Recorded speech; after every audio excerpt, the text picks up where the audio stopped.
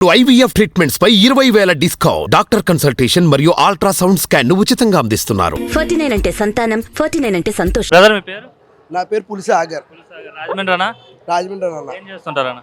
నేనన్నా సీలింగ్ షాప్లో గుమస్తా కింద చేస్తున్నాను. ఎలక్షన్స్ వస్తున్నాయి కదా రాజమండ్రిలో, ఎవరు సార్ ఎమ్మెల్యే? అదిరెడ్డి వాసియా, మార్గన్ భరత్? మ్యాక్సిమం అయితే అది ఈయన పేరు ఏం పేరు మార్గన్ భర్త గారిదే ఎక్కువ వినబడుతుంది అన్న. ఆయన ఎక్కువ వాసు పేరు వినిపిస్తుంది అంటున్నారు. ఆయనది అయితే ఏం లేదన్న. మార్గన్ భర్త గారు ఆయన తిరుగుడు, ఆయన గ్రౌండ్ వర్క్ అంతా చాలా బాగుంది. ఆయన వర్క్ చాలా బాగుంది. ఆయన చేసిన అభివృద్ధి కూడా చాలా ఉంది కదన్న. అది ఏం చేయలేదు మీరు చెప్తే మేము వింటాం. అసలు ఏమీ చేయలేదని చెప్తున్నారు, ఏం చేశాడో చెప్పండి మీరు. ఇప్పుడు కంపల్సరీ ఉంది, ఈ స్ట్రీట్ ఉంది, హ్యాపీ స్ట్రీట్ ఉంది, యాంపీ థియేటర్ ఉంది, నెక్స్ట్ ఏమో గ్లో గార్డెన్. అసలు గ్లో గార్డెన్ అనేది మన ఆంధ్రాలో ఎక్కడ ఉంది? అసలు ఎక్కడైనా ఉంది? అది లేదు.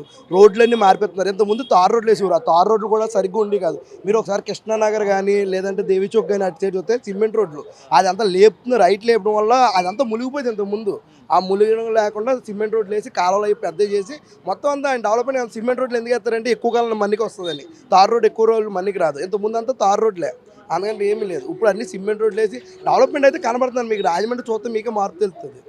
డెవలప్మెంట్ చేస్తారంటారు, కానీ ఇదంతా 25% కమిషన్ తీసుకునే చేస్తాడు భరత్ అని వాసు అంటున్నాడు.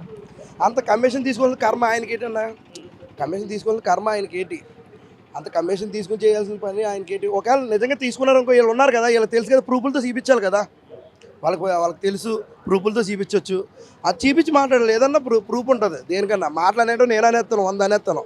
ఆదిరెడ్డి గారి మీద బోల్డ్ అనేస్తాను, లేదంటే ఇంకొకరు బీజేపీ వాళ్ళు అనేస్తాను, లేదా ఇంకోళ్ళు అనేస్తాను. ఎవరన్నా అనేచ్చు. అన్నం ఎంత 2 నిమిషాలు నాలిక, కానీ దాని ఎవిడెన్స్ ఉండాలి. మనకి ఎవిడెన్స్ లేకుండా ఏది మాట్లాడకూడదు. వాణి గారు బాగా తిరిగారు ఎమ్మెల్యే, కరోనా సమయంలో కావచ్చు, ఏదైనా భరత్ గారు తిరగలేదని చెప్తారు. మీకు క్లారిటీగా చెప్పాలంటే అన్న, మీకు క్లారిటీగా చెప్పాలంటే ఆవిడదైతే ఈ మధ్యకాలంలో అయితే తిరిగింది. అసలు ఎమ్మెల్యే గారికి కనబడలేదు ఎప్పుడు. మాకు ఎప్పుడో ఎలక్షన్ టైంలో కనబడ్డారు. మళ్ళీ ఈ మధ్యకాలంలో అయితే ఆవిడ మనకు పేపర్లో కూడా ఎమ్మెల్యే గారు కనబడుతుందని ఒక హెడ్డింగ్ కూడా వచ్చింది. మీకు చూసారో లేదో, ఎమ్మెల్యే గారు రాజమండ్రి ఎమ్మెల్యే గారు కనబడలేదని హెడ్డింగ్ వచ్చింది. అంటే ఎవరో కౌంటర్ వేసారు. అది మేము చదివినప్పుడు చేసాం తప్పి అది ఒకళ్ళని అనవలసిన పని మనకు లేదు. కానీ ఏంటంటే ఆవిడదైతే మాకైతే ఇక్కడైతే ఏమీ లేదు. వాసు 50,000 ఓట్ల మీదతో గెలుస్తానని చెప్తున్నాడు. మీకు గెలుపు కన్ఫర్మ్ అయిపోయింది, మెజార్టీ కోసం ట్రై చేస్తాను అంటున్నాడు. సమస్య లేదు ఇక్కడ. గ్యారంటీ ఆయన గ్రౌండ్ లెవెల్ వర్క్ ఏంటి, ఆయన అభివృద్ధి ఏంటి, ఆయన విజన్ ఏంటి, ఆయన తీరేటి, అదంతా ఒక రేంజ్లో ఉంది. మీకు రాజుల కాలంలో డిజైన్ ఆయన విజన్ కనబడుతుంది కదా అక్కడ. ఆయన చేసే దాంట్లో కూడా అభివృద్ధిలో కూడా ఒక మార్క్ చూపిస్తున్నాడు ఆయన. నేను ఈ మీడియా సమక్షంగా చెప్తున్నాను, రాజమండ్రి చరిత్రలో సువర్ణాక్షరాలతో మార్గన్ భరత్ గారి పేరు ఎప్పటికీ చరిత్రలో ఉండిపోద్ది. ఈ 70 సంవత్సరాల రాజకీయ చరిత్రలో, మన స్వతంత్రం వచ్చిన కాడి నుంచి ఈ రాజకీయ చరిత్రలో సువర్ణాక్షరాలతో రాజమండ్రిలో చాలా చరిత్రలు ఉన్నాయి. కందుకూరు వీరేశలింగం గారు ఉన్నాయి, ఇంకోళ్ళని చాలా ఉన్నాయి. అవన్నీ ఉన్నా కానీ సువర్ణాక్షరాలతో ఆయన పేరు అయితే సువర్ణాక్షరాలతో ఈ రాజమండ్రి చరిత్రలో ఎప్పటికీ నిలిచిపోయే పేరు శ్రీ మార్గన్ భరతరామ్ గారు. పార్టీతో సంబంధం లేకపోయినా అది మా బాధ్యత చూసిండే.